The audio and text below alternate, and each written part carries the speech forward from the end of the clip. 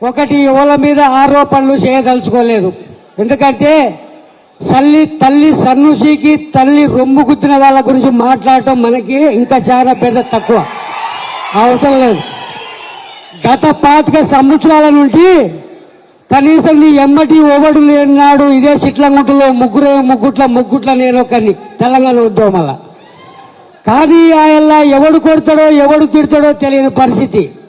రోడ్డమ్మటి పోతుంటే ఈయన గెలిపిస్తాడని పక్కన నవ్విన వాళ్ళు ఇంతమందిని దాటేసుకొని కూడా కేసీఆర్ బాటలోనే నడిచినాం. అన్న బాలరాజు అన్న గారు కూడా చాలా మనం నమ్ముకున్నందుకు ఇంతమంది తయారు చేసినావు.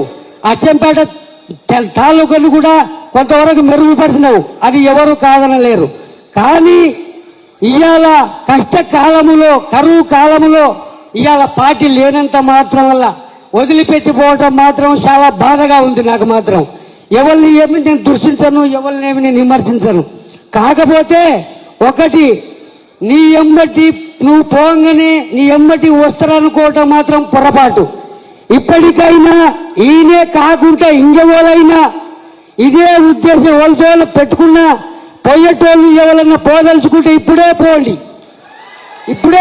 ఎవరు అవసరం లేదు. ఇక్కడ కార్యకర్త లేకుంటే మీ తరము కాదు, కార్యకర్త లేకుంటే మీ వశము కాదు. మీరు ఏమో కూర్చున్నా కష్టపల్ల సందుల్లా గొంతుల్లా గుద్దుకునేది తన్నుకునేది అక్క నిడిచిపెట్టి అన్న నిడిచిపెట్టి బావబామర్ నిడిచిపెట్టి అందరికీ ఎడవాసింది. ఏ విల్ల మేమే మూట కట్టుకోలేదు, కట్టుకున్నది మీరు కట్టుకొని కూడా మమ్మల్ని ఇంత అన్యాయంగా నడేట్లో ముంచి పోతే ఇవాళ బీజేపీలకు పోయినా కనీసం 15 ఏళ్లకు 15 మంది కార్యకర్తలు కూడా చదవారు ఆ పార్టీకి. అల్లకి పోయి నువ్వేం ఉద్ధరిస్తావు?